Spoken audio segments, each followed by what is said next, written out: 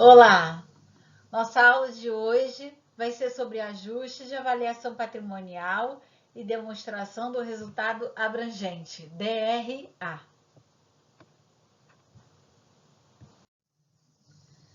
Antes de começarmos a tratar de DRA, demonstração do resultado abrangente, é necessário que nós conversemos sobre ajuste de avaliação patrimonial, que vai tratar de outros resultados abrangentes, que é justamente o que vai ser o foco da nossa atenção lá da DRA.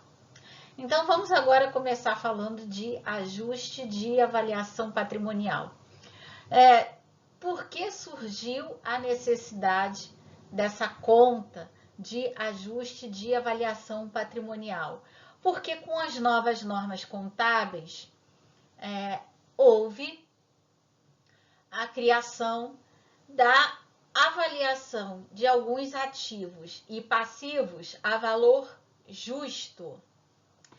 E aqui vamos entender esse valor justo como um valor de mercado. Não é exatamente um valor de mercado, mas é algo bem próximo a isso. Então, para simplificar o entendimento, vamos tratar o valor justo como um valor de mercado, ok?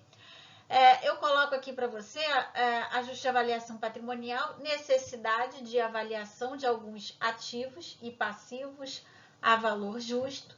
Em seguida, eu coloco uma definição de um valor justo. Pode ser entendido como o valor que se pode obter em um mercado ativo, decorrente de uma transação não compulsória realizada entre partes independentes. Por isso que eu mencionei para você que não é um valor de mercado, mas é algo bem próximo a isso, como você pode ver pela definição de valor justo. Não é? Então, vamos dar um exemplo para simplificar o entendimento. Você imagine que temos um investimento, né? E ele sofre uma valorização, né? Eu ainda não vendi esse investimento, ele ainda é meu, eu não tenho intenção de vender. Porém, com as novas normas, eu tenho que registrar o meu ativo pelo valor justo. E o valor justo do meu ativo aumentou. Mas, em função do regime de competência, eu não posso registrar a receita, o ganho com essa valorização do meu ativo. Por quê? Porque o fato gerador ainda não aconteceu. Eu não realizei essa receita, eu não vendi esse meu investimento e obtive lucro. Então, como eu ainda não vendi, eu vou ter que contabilizar o acréscimo no ativo, porque ele aumentou, o valor justo dele aumentou, e em contrapartida, eu vou ter que usar essa conta de ajuste de avaliação patrimonial. Em uma outra situação, vamos imaginar que esse investimento sofreu uma desvalorização. O meu ativo, esse meu investimento, também tem que refletir essa nova realidade, né? Só que eu não posso, em contrapartida à redução no ativo, contabilizar uma despesa, uma perda no meu investimento. Por quê? Porque o fato gerador ainda não aconteceu. Eu não vendi esse investimento. Então, o que fazer? A contrapartida lá do crédito no ativo será um débito nessa conta de ajuste de avaliação patrimonial. Então, eu coloco aqui para você no slide a conta de ajuste de avaliação patrimonial para guardar a contrapartida desse ajuste a valor justo dos ativos e passivos que ainda não podem passar pelo resultado do exercício. Observe, essa conta de ajuste de avaliação patrimonial é uma conta de patrimônio líquido e ela pode ter saldo devedor ou saldo credor. E aí, como falei antes para você, nós usamos essa conta de ajuste de avaliação patrimonial para servir de contrapartida de um aumento no ativo, ou uma redução no ativo, ou no passivo, que você ainda não pode contabilizar como receita ou despesa. Em que momento vai acontecer essa transferência da conta de ajuste de avaliação patrimonial para uma conta de resultado, para uma conta de receita ou despesa? Quando o fato gerador acontecer. Então, quando, no caso do investimento, que foi o exemplo que eu mencionei, quando você vender esse investimento, você vai poder transferir o saldo que está na conta de ajuste de avaliação patrimonial para a conta de resultado do exercício, receita ou despesa, tá? Então, eu coloco aqui para você, ó, quando é que vai ser contabilizado no exercício? Quando atendidos os critérios de acordo com o regime de competência. Então, se é um investimento, quando eu liquidar o investimento. Se é um passivo, quando esse passivo acabar. Então, nesse momento, sim, eu vou tirar o valor que está no saldo da conta de ajuste e avaliação patrimonial e contabilizar a receita ou a despesa.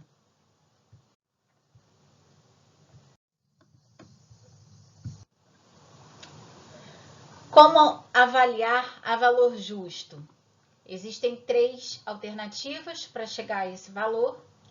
Então, na letra A, seria o valor que se pode obter em um mercado ativo, com negociação de outro instrumento financeiro de natureza, prazo e risco similares. Então, aí um valor de mercado desse ativo.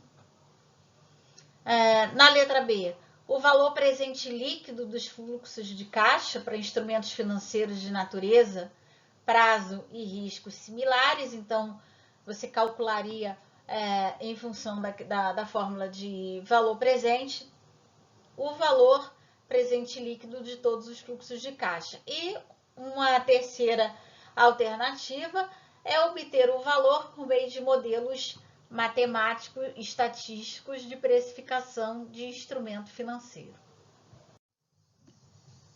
As contrapartidas de ajuste a valor justo de ativos e passivos são decorrentes das seguintes transações. Quando são necessários ajustes a valor presente de ativos e passivos, quando existem reestruturação societária, avaliações de instrumentos financeiros, normas emitidas pela CVM em consonância com os padrões internacionais de contabilidade e ajustes de conversão em função de variação cambial. Alguns assuntos nós vamos mencionar aqui, porque, e não vamos entrar em maiores detalhes, porque são assuntos abordados em outras disciplinas, tá? Eu coloco aqui uma observação. Os ajustes de avaliação patrimonial não deve ser confundido com conta de reserva. Então, que fique bem claro aqui que o ajuste de avaliação patrimonial, o que ele é, na verdade, é uma contrapartida de um ativo ou passivo que, quando o regime de competência permitir, esse ajuste de avaliação patrimonial vai se transformar em receita ou despesa do período. O que é uma conta de reserva? Conta de reserva é parte do lucro líquido apurado num exercício que foi destinado para uma reserva. E aí você tem reserva legal, reserva estatutária, reserva para contingência, tá? Não, então são coisas bem distintas.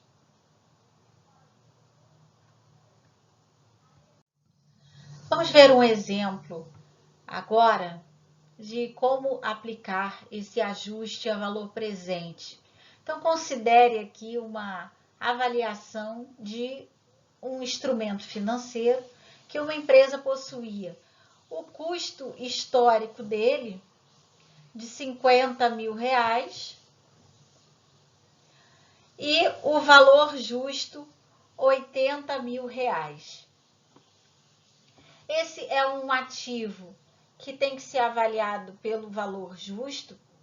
Então, o ativo, instrumento financeiro, deve refletir no balanço o valor de 80 mil. Em contrapartida, então, deve-se debitar, aqui eu apresento o lançamento para você, o débito de instrumento financeiro, conta de ativo. Agora, a contrapartida desse débito na conta de ativo não pode ser em receita. Por quê? Porque o fato gerador da receita ainda não aconteceu. O investimento não foi vendido. Então, a receita não pode ser reconhecida. Em contrapartida, nós vamos creditar a conta de ajuste de avaliação patrimonial de instrumentos financeiros no valor da diferença, R$30 mil.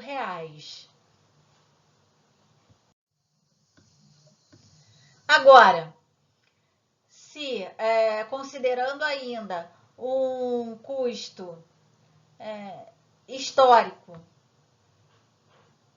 de R$50 mil, como no exemplo anterior, só que agora, com uma avaliação desse instrumento financeiro, chegou-se à conclusão que o valor justo é de R$30 mil.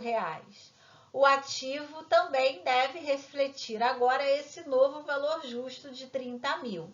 Então, considerando que ele tem um custo histórico de 50 mil, devemos aqui, creditar uma provisão de ajuste a valor presente, que é uma conta de ativo circulante. É uma conta retificadora do ativo instrumento financeiro.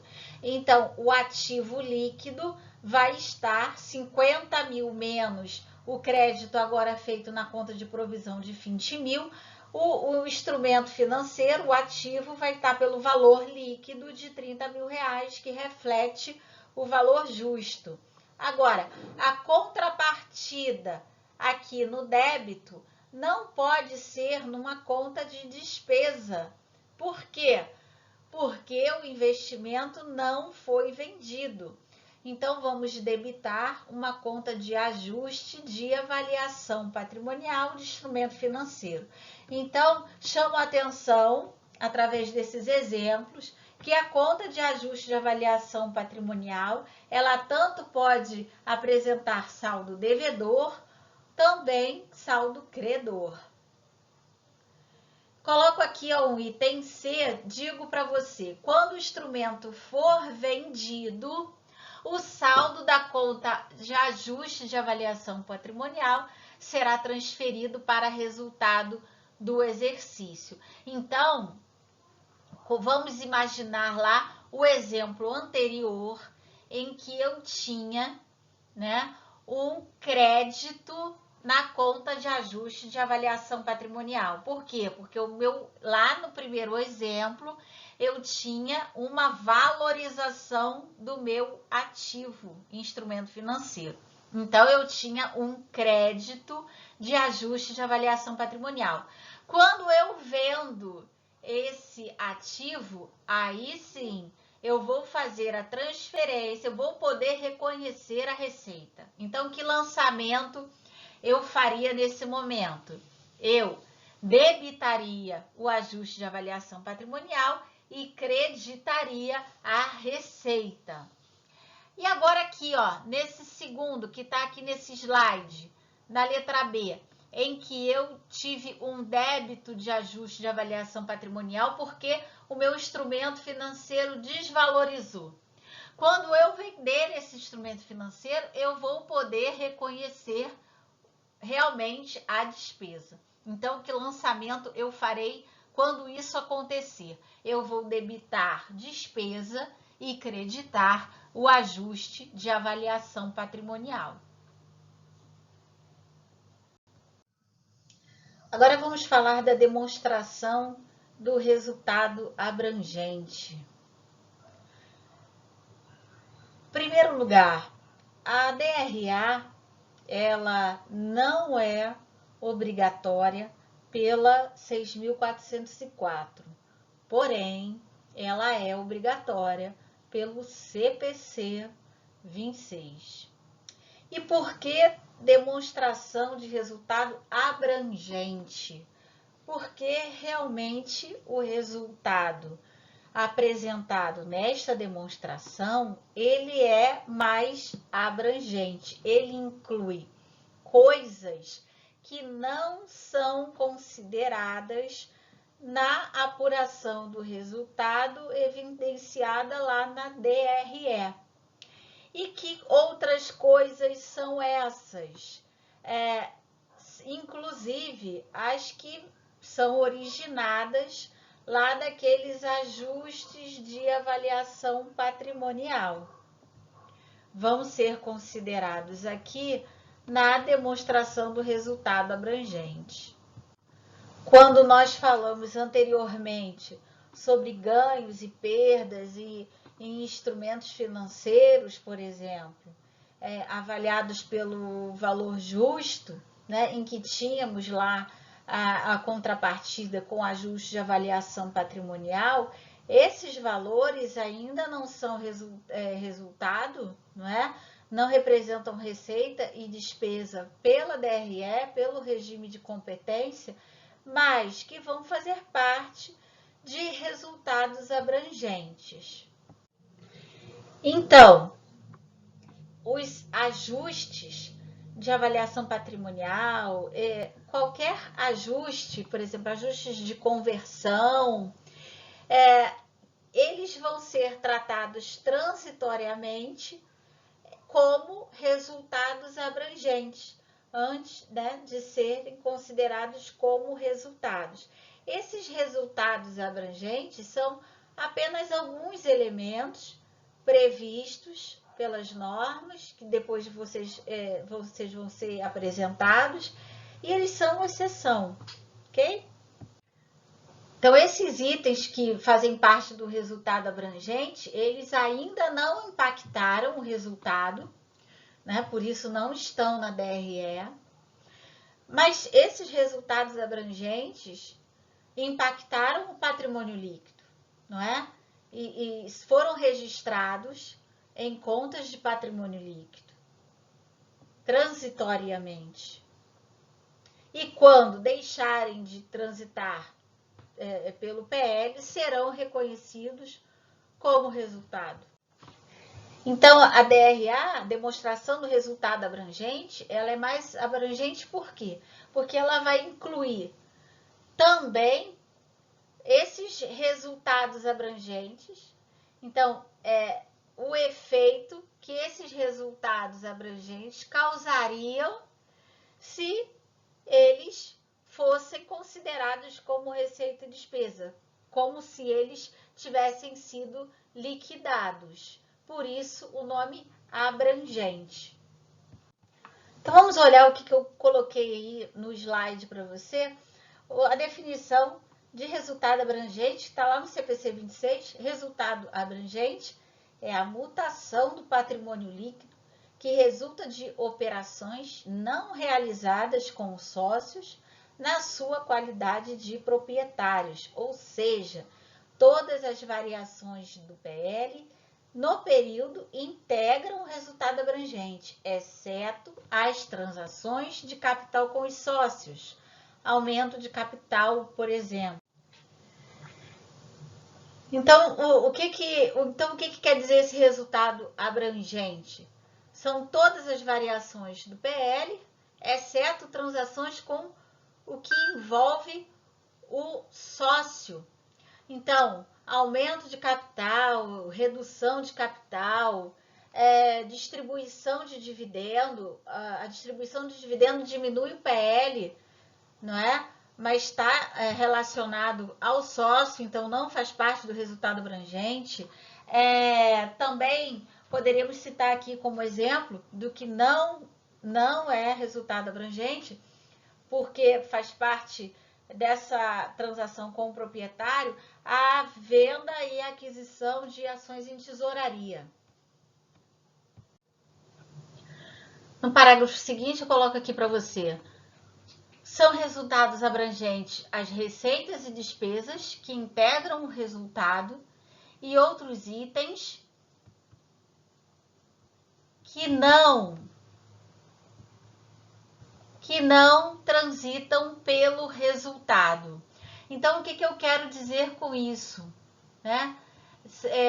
Não foram contabilizados como receita e despesa, mas afetam quantitativamente o patrimônio líquido. Então, vamos ver quais são esses itens. No slide seguinte, eu elenco eles para você. Então, ó, de acordo com o CPC 26, R1, os componentes dos outros resultados abrangentes compreendem itens de receita e despesa que não são reconhecidos na DRE. Não são reconhecidos na DRE, então não foram contabilizados como receita e despesa, não é? Mas fazem parte do resultado abrangente. Então, na letra A, coloca aqui variações na reserva de reavaliação, quando permitidas legalmente. E aqui eu faço uma observação que desde a Lei 11.638 de 2007, não é mais permitido fazer reavaliação, mas ainda pode existir saldo dessas contas, né? De reserva de reavaliação existente ainda na data em que foi criada, entrou em vigor a lei, ok? A reserva de reavaliação praticamente foi muito combatida e ela acabou sendo proibida a partir dessa lei em função do seu mau uso. Infelizmente, muitos utilizavam o mecanismo da reavaliação para superavaliar os ativos, né? Então, esse foi um dos grandes motivos para que ela tenha sido proibida desde então. Seguindo, a letra B, ganhos e perdas atuariais em planos de pensão com benefício definido. Letra C, ganhos e perdas derivados de conversão de demonstrações contábeis de operações no exterior. Ganhos e perdas resultantes de investimentos ou instrumentos patrimoniais avaliados pelo valor justo. Letra E, ganhos e perdas em ativos financeiros mensurados ao valor justo por meio de outros resultados abrangentes.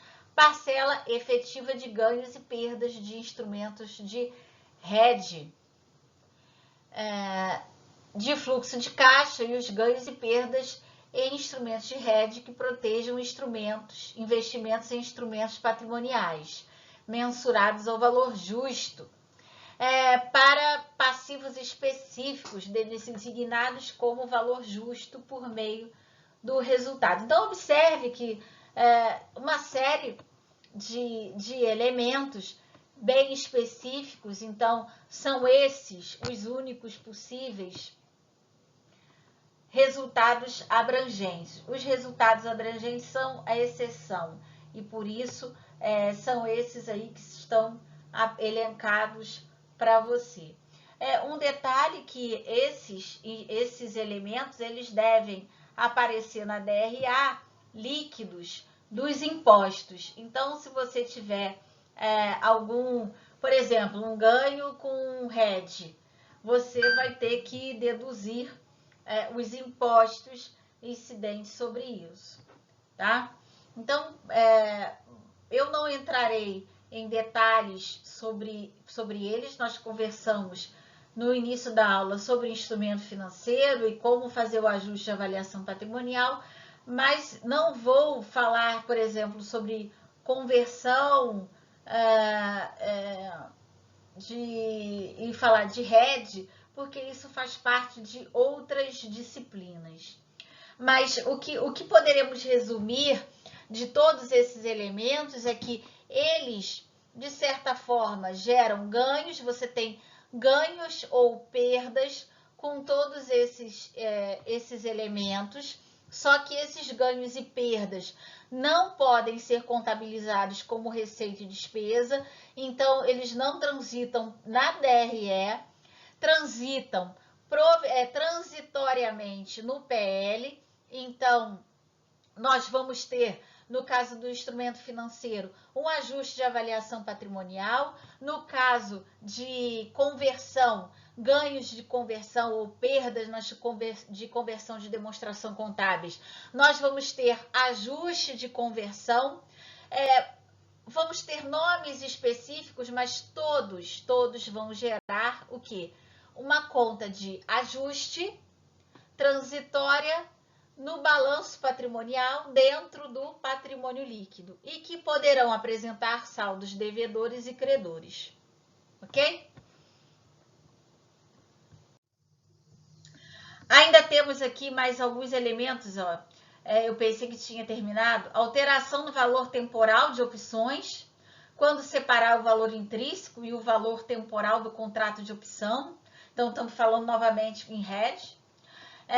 Item I, alteração no valor dos elementos a termo de contrato a termo ao separar o elemento a termo e o elemento à vista do contrato a termo e designar como instrumento de hedge somente as alterações no elemento à vista. Enfim, estamos falando de hedge.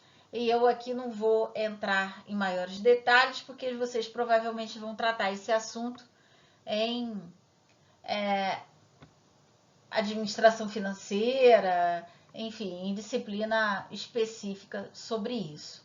Mas saibam que o lançamento feito lá vai usar uma conta de ajuste, né? Uma conta patrimonial, uma conta de balanço patrimonial dentro do PL, que não pode ser contabilizado diretamente como receita ou despesa, em função do regime de competência, fato gerador não ter ocorrido. E isso vai fazer parte de um resultado abrangente. São situações, são poucas situações, vocês observaram que elas foram elencadas aqui para vocês, são poucas as operações, que elas realmente fazem exceção. No slide seguinte, eu destaco aqui para você, ó, embora não conste na lei da SA, a demonstração do resultado abrangente está prevista no CPC, é obrigatória pela CVM. Então, o CPC acabou acatando aí uma obrigatoriedade imposta pela CVM. Ao contrário do CPC, o CPC 26R1, então, que é o mais recente, não permite que a demonstração do resultado abrangente seja apresentada apenas dentro da demonstração das mutações do patrimônio líquido. Isso acontecia. Então, com essa reformulação do CPC 26, agora é CPC 26R1, a DRA deve ser exibida em uma demonstração própria. Conforme a lei das SAs, a demonstração do resultado do exercício, a DRE, deve ser apresentada em uma demonstração individual, ou seja, não pode ser incluída na DRA. A DRA, ela começa, o primeiro valor, né, a primeira linha da DRA é o resultado líquido obtido lá na DRE, mas observe, são demonstrações independentes. Aqui eu apresento para você um exemplo, uma estrutura básica da DRA, né? Então, como eu venho falando para você, a primeira linha é uma demonstração independente, né? Ela é obrigatória. O primeiro item da DRA é o resultado líquido do exercício obtido na DRE. Chamo atenção aqui para que sempre há a separação entre a parcela pertencente aos sócios controladores e a parcela dos sócios não controladores. Então, aqui, ó, o lucro líquido do exercício é de R$100.000, o percentual destinado aqui aos sócios controladores coube R$90.000 e o dos não controladores R$10.000. Em seguida, nós temos os outros resultados abrangentes. O que são esses outros resultados? O lucro líquido, ele faz parte do resultado abrangente. Agora, dentro desse resultado abrangente total, nós temos uma divisão aqui que você observa que o lucro ele está aqui isolado, e nesse item 2 você tem os outros resultados abrangentes. Então, o que entra aqui nesses outros resultados abrangentes? Todos aqueles itens que tiveram contabilização de ajustes de avaliação patrimonial, ajustes de conversão, enfim, que geraram aí ganhos ou perdas, mas que não puderam ser contabilizadas as receitas e despesas por enquanto, que provisoriamente estão transitando lá no PL, né? Transitoriamente estão lá no PL em contas de ajuste. Então, aqui nós temos os ajustes de instrumento financeiro e sempre deduzido dos seus impostos. Todo resultado abrangente tem que ser apresentado líquido de impostos. Então, se temos tributos sobre esses instrumentos financeiros, nós temos que deduzir os seus impostos. Se tivermos ajustes de conversão cambial, tivemos ganhos aqui na conversão, nós temos que descontar os tributos sobre esses ajustes. Também vamos incluir aqui a equivalência patrimonial sobre resultados abrangentes de coligadas.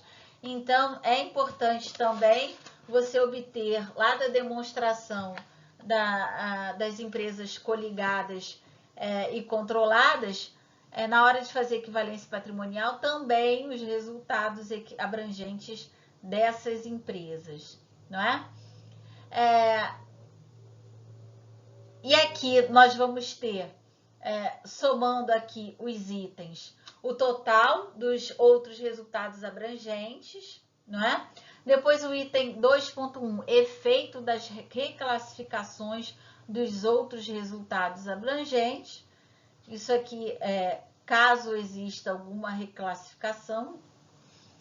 Ajustes de instrumentos financeiros reclassificados para resultado. Então, aqui nós temos algo que foi...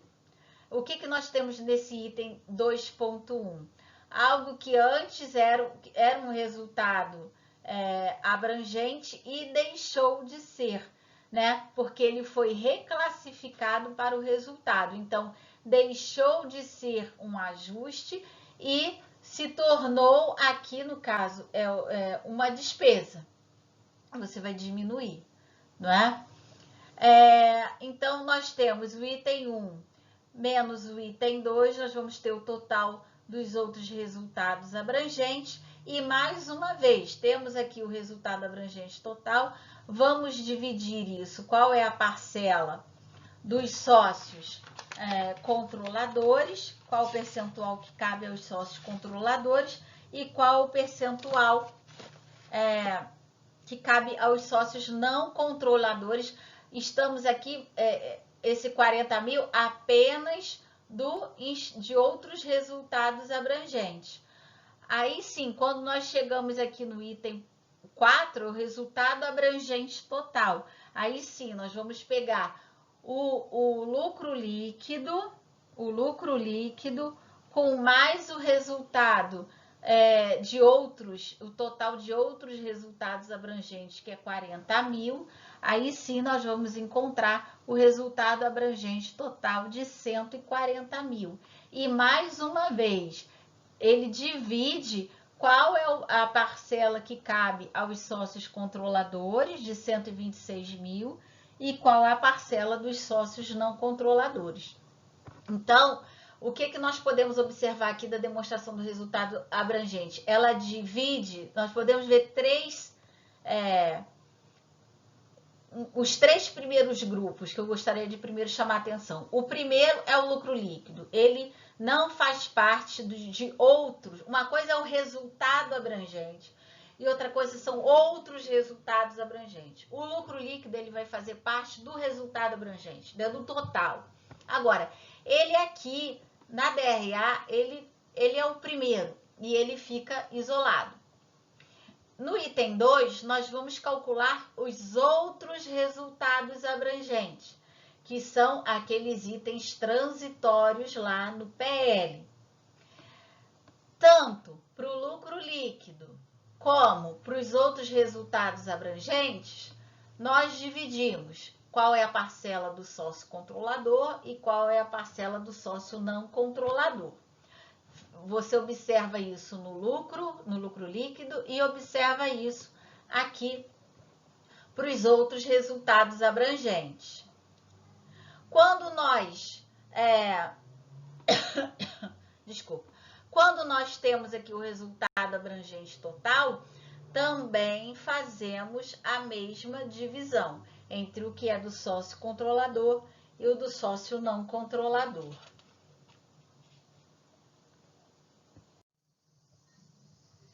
Esse assunto vai ficar um pouco mais claro quando você fizer os exercícios. E aí eu gostaria de chamar a atenção de mais uma vez aqui, falar que não vou abordar nessa aula todos os itens mencionados como outros resultados abrangentes, porque são assuntos distribuídos em várias disciplinas e que não teríamos tempo e nem faz parte da nossa ementa tratar de todos esses assuntos nessa disciplina aqui, ok? Então, eu agradeço a sua atenção e até a próxima aula.